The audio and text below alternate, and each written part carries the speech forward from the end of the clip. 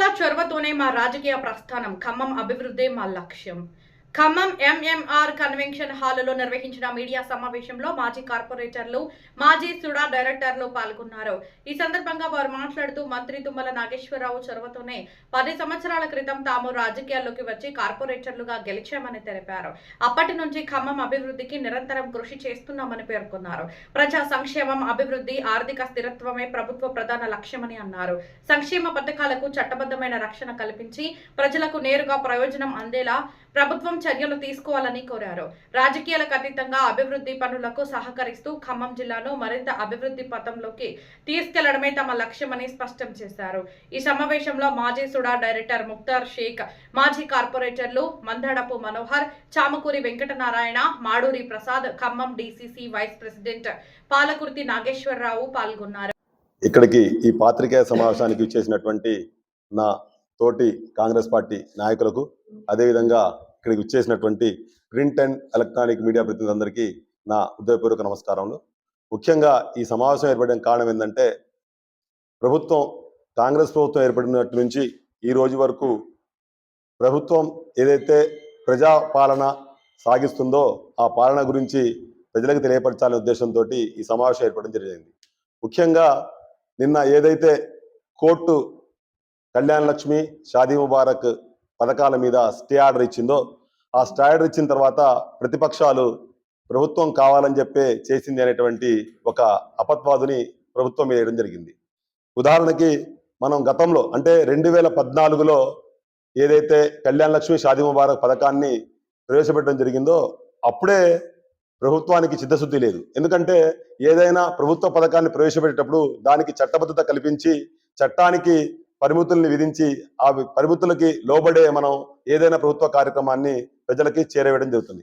కానీ గత ప్రభుత్వం కుంటి సాగులతోటి కొన్ని జీవోలని ప్రభుత్వ పరంగా కాకుండా కొన్ని జీవోలు ఇవ్వడం వలన ఈరోజు ఈ కళ్యాణ్ లక్ష్మి, షాదీ ముబారక్ అనేటువంటి పథకానికి ఈరోజు కోర్టు స్టే విధించడం జరిగింది. ఉదాహరణకి గతంలో ఏదైతే మన తెలంగాణ రాష్ట్రాన్ని ఎన్నో ఆశలతోటి మనం ఏర్పాటు చేసుకున్నామో ఆ ఉద్దేశం పూర్తి కాకుండా గత ప్రభుత్వం ఏదైతే తెలంగాణ ప్రభుత్వం 72,000 కోట్ల మిగులు బడ్జెట్తో ఏర్పడిన ప్రభుత్వాన్ని ఈరోజు అప్పుల కుప్పగా మార్చడం జరిగింది. కొన్ని ఆర్థిక విధ్వంసాన్ని సృష్టించి తనకు అనుకూలమైనటువంటి కొన్ని పథకాలను సృష్టించడం ద్వారా ఆర్థిక విధ్వంసం సృష్టించారు. అంటే నిధులని పక్కదారి పట్టించి నిధులకి సంక్షేమ కార్యక్రమాల పేరిట దోచుకోవడం జరిగింది. కానీ ఈ ప్రభుత్వం, కాంగ్రెస్ ప్రభుత్వం ఏదైతే ప్రజాపాలన ఏర్పడిందో 2023లో, అప్పటి నుంచి ఇప్పటి వరకు ప్రభుత్వానికి ఉన్నటువంటి మార్గదర్శకాలు ఏంటంటే ప్రజలకి సంక్షేమం మరియు అభివృద్ధిని, అంటే ఏ ప్రభుత్వానికి సంక్షేమం, అభివృద్ధి అనేది 2 కళ్ళ లాంటివి. ఈ 2 కళ్ళనంటే ఈ 2 సమానంగా చూసుకుంటూ ఏదైతే ఆర్థిక విధ్వంసాన్ని గత ప్రభుత్వం చేసిందో ఆ ఆర్థిక స్థితిగతులను మెరుగుపరుచుకుంటూ ఆర్థికంగా స్థిరపడుతూనే ప్రభుత్వానికి కావాల్సినటువంటి, అదేవిధంగా ప్రజలకు కావాల్సినటువంటి అభివృద్ధి మరియు సంక్షేమాన్ని జోడెద్దుల్లాగా ఒకే విధంగా నడిపించుకోవడం జరుగుతుంది. దానిలో భాగంగా ఈ ప్రభుత్వం ఏర్పడిన తర్వాత కళ్యాణ్ లక్ష్మికి కానివ్వండి, షాదీ ముబారక్ కానివ్వండి, రాష్ట్రం మొత్తం మీద 1,700 కోట్ల రూపాయలు ఖర్చు చేయడం జరిగితే మన ఖమ్మం నియోజకవర్గంలో దాదాపు ఈ 3 సంవత్సరాల్లో 24 కోట్ల రూపాయల వరకు ప్రజలకు అందించడం జరిగింది. ఏదైతే మన మున్సిపల్ కార్పొరేషన్ పరిధిలో ఇప్పటివరకు 1200 చెక్కులని కళ్యాణ్ లక్ష్మి కానివ్వండి, షాదీ ముబారక్ గాని కేటాయించడం, అదేవిధంగా రఘునాథపాలెం మండలంలో కూడా 4,75,00,000 వరకు మనం ఈ కళ్యాణ్ లక్ష్మి, షాదీ ముబారక్ చెక్కులు ఇవ్వడం జరిగింది. అదేవిధంగా పేద ప్రజలకి ఏదైతే ప్రజలు ఆరోగ్య రీత్యా వాళ్ళకి ఏర్పడేటువంటి సమస్యలని పరిష్కరించుకునే భాగంలో ప్రైవేట్ ఆసుపత్రులను సంప్రదించి ఏదైతే ఖర్చు చేసుకున్నారో దానికి కూడా ప్రభుత్వం సీఎం రిలీఫ్ ఫండ్ రూపంలో దాదాపు ఖమ్మం నియోజకవర్గానికి వచ్చే 8 కోట్ల రూపాయల వరకు నిధులని ఇవ్వడం జరిగింది. మనం ఏదైతే పథకాన్ని ప్రవేశపెడతామో ఆ పథకాల్లో చిత్తశుద్ధి లేకపోవడం వల్లనే ఇలాంటి కార్యక్రమాలు జరుగుతాయి.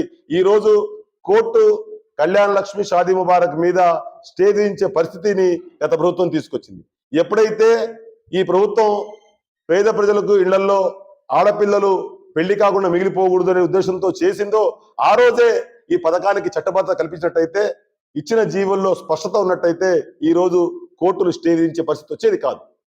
గత ప్రభుత్వం చేసినటువంటి కొన్ని అన్యాక్రాంతమైనటువంటి పథకాల వల్ల ఏ పథకాలైతే ప్రజలకి చేరువవ్వాలో అవి చేరువవ్వలేకపోయినాయి. కాబట్టి ఏదైతే మనం తెలంగాణ ప్రభుత్వం ఏర్పడిన తర్వాత గౌరవ ముఖ్యమంత్రి రేవంత్ రెడ్డి గారు కానివ్వండి, అదేవిధంగా మన ఖమ్మం నియోజకవర్గం గురించి ప్రాతినిధ్యం వహిస్తున్న గౌరవ వ్యవసాయ శాఖ మంత్రులు తుమ్మల నాగేశ్వరరావు గారు ప్రజా సంక్షేమం అదేవిధంగా అభివృద్ధి అనే నినాదంతో ముందుకు సాగుతున్నాం. గతంలో ఏదైతే పాలకులు ఉన్నారో ఆ పాలకులు కేవలం పార్టీల పరంగా ఆలోచించి అభివృద్ధిని కొంతవరకు మాత్రమే పరిమితం చేయగలిగారు. కానీ తుమ్మల నాగేశ్వరరావు గారు వచ్చిన తర్వాత పార్టీలకు అతీతంగా మా డివిజన్ కార్పొరేటర్ ఉన్నాడా లేకపోతే మా పార్టీ కార్పొరేటర్ ఉన్నాడా అనేటువంటి పక్షపాత ధోరణి అవలంబించకుండా అన్ని పార్టీలకి సమానంగా నిధులను కేటాయించి ఇవాళ ఖమ్మం నగరం అభివృద్ధిలో పరుగులు పెడుతుందంటే కేవలం తుమ్మల నాగేశ్వరరావు గారి దార్శనికత వల్లనే అని చెప్పి చెప్పడంలో అతిశయోక్తి లేదు. తుమ్మల నాగేశ్వరరావు గారు రాజకీయాలని కేవలం ఎన్నికల వరకు మాత్రమే పరిమితం చేస్తారు. అభివృద్ధిలో కానివ్వండి, సంక్షేమ కార్యక్రమాలు చేపట్టడంలో కానివ్వండి, తుమ్మల నాగేశ్వరరావు గారికి పార్టీలకు అతీతంగా ఏ పార్టీ అయినా సరే, ఏ పార్టీ వారు వచ్చి తనను సంప్రదించినా ఈ రోజు తుమ్మల నాగేశ్వరరావు గారు చేస్తున్నటువంటి అభివృద్ధిని ప్రజలు అన్ని వేయి నోళ్లతోటి పొగుడుతున్నారు. ఎందుకంటే వచ్చినప్పుడు కాంగ్రెస్ ప్రభుత్వం ఏర్పడిన తర్వాత ఉన్నటువంటి ఆర్థిక లోటుని పూడ్చుకుంటూనే ఇవాళ అభివృద్ధి మరియు సంక్షేమాన్ని పరుగులు పెట్టిస్తున్నటువంటి ప్రభుత్వం ప్రజాప్రభుత్వం.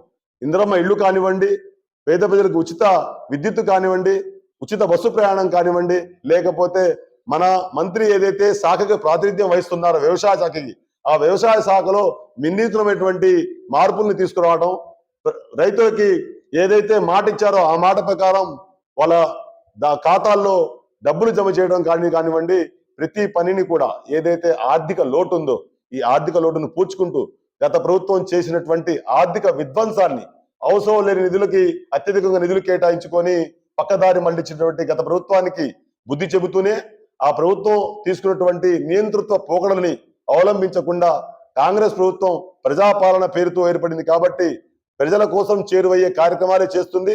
దానిలో భాగంగానే ఏదైతే గత ప్రభుత్వం తీసుకున్నటువంటి నియంతృత్వ పోకడుందో, కళ్యాణ లక్ష్మి, షాదీ ముబారక్ చెక్కులకి చట్టబద్ధత లేకుండా జారీ చేసిన జీవోలని మళ్ళీ మన ప్రభుత్వం, ఈ కాంగ్రెస్ ప్రభుత్వం సమీక్షించి దానికి చట్టబద్ధత కల్పించి మళ్ళీ పేద ప్రజలకి కళ్యాణ లక్ష్మి, షాదీ ముబారక్ చెక్కులని అతి త్వరలో అందించడం జరుగుతుంది. ఏదైతే స్టే విధించిందో కోర్టు, ఆ స్టేని కూడా తొలగించేట్టు చేస్తుంది కాబట్టి అని తెలియజేసుకుంటూ నాకు ఈ అవకాశం ఇచ్చినటువంటి మీడియా మిత్రులందరికీ ధన్యవాదాలు తెలియజేసుకుంటూ ముగిస్తున్నాను.